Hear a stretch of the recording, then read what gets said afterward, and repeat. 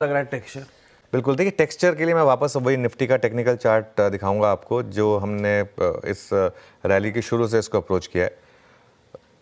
Market में decline 200 day moving average के just नीचे खत्म हुई, फिर हमने एक बड़ी रैली देखी महाराष्ट्र इलेक्शन के बाद, फिर उस गैप को फिल किया और उसके बाद रैली आनी शुरू हुई, और वो 20 डे में जो है वो आपका राइजिंग 20 डे में है। देखिए, जो लोग ये मानते हैं कि ये अभी भी काउंटर ट्रेंड रैली है, और उसमें कोई बुराई नहीं है, क्योंकि जिस तरीके से हम गिरे थे उसमें मान सकते हैं आप ये। तो अब मार्केट में मेरा ये व्यू है आशीष कि अब आपको थोड़ा संभलने की ज़रूरत है, क्योंकि एक परमा व्यू लेकर कोई फ़ायदा नहीं है। मार्केट जो कह रही है उसको हमको रिस्पेक्ट करना है।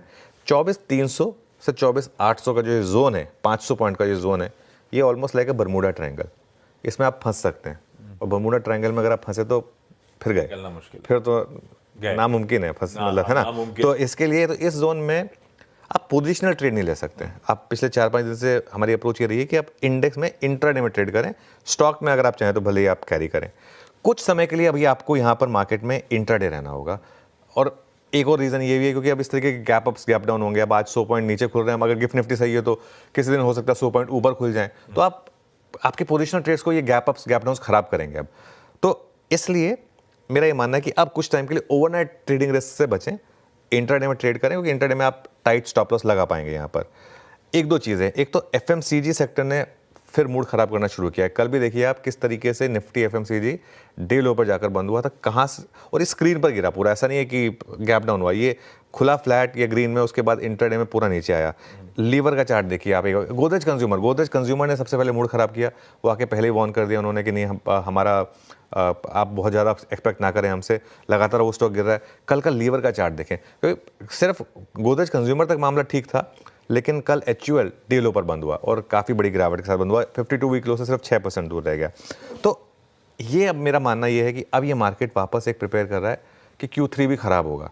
इनफैक्ट बहुत लोगों का तो ये मानना है कि Q3 शायद Q2 से भी ख़राब होगा, क्योंकि वो जो ग्रीन शूट्स के साइंस वगैरह वो दिसंबर एंड से ही विजिबल होंगे। तो रिकवरी शायद Q4 और Q1 में आएगी। तो इसके लिए अब आप क्या करें, अब एक तो आप अप्रोच ये रखें कि अब इस समय सिर्फ स्ट्रॉन्ग सेक्टर्स के साथ रहें। देखिए, कोई ज़रूरत नहीं है बॉटम फिशिंग करने की एफएमसीजी जैसे सेक्टर्स में, ऑटोज़ में, ये सब सेक्टर्स में। आईटी लगातार इसकी बात हुई है, कल भी देखिए आईटी ने क्या शानदार मोमेंटम दिखाया, और अभी भी एक ऐसा सेक्टर हो सकता है आज आईटी पे भी गिरावट आ जाए, लेकिन ग्लोबल क्यूज खराब है तो आज आईटी भी हो सकता है गिर जाए। लेकिन ये वो सेक्टर होंगे जहाँ पर आपको लोअर लेवल पर मौके मिलेंगे, और अगर गिर भी गए तो आपके प्राइस से तो ये स्टॉक्स अभी भी काफ़ी ऊपर होंगे। तो ये लगातार बात हुई कुछ टाइम के लिए आईटी में रहें।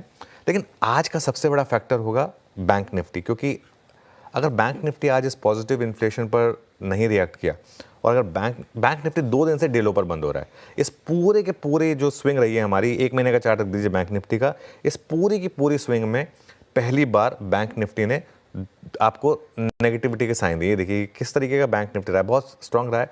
पहली बार बैंक निफ्टी ने कल कमजोरी के साइन दिए हैं। अगर बैंक निफ्टी यहाँ पर 52,500 52,400 के नीचे फिसल कर बंद हुआ तो बैंक निफ्टी का टेक्सचर बदलेगा। अब तक बैंक निफ्टी का टेक्सचर हमारा क्या रहा है, बाय ऑन डिप्स का, लेकिन ये कल जिस तरीके से हुआ, थोड़ा सा कल और परसों थोड़े से साइन दे रहा है नर्वसनेस के, तो थोड़ा सा संभल कर चलने की ज़रूरत है मार्केट में।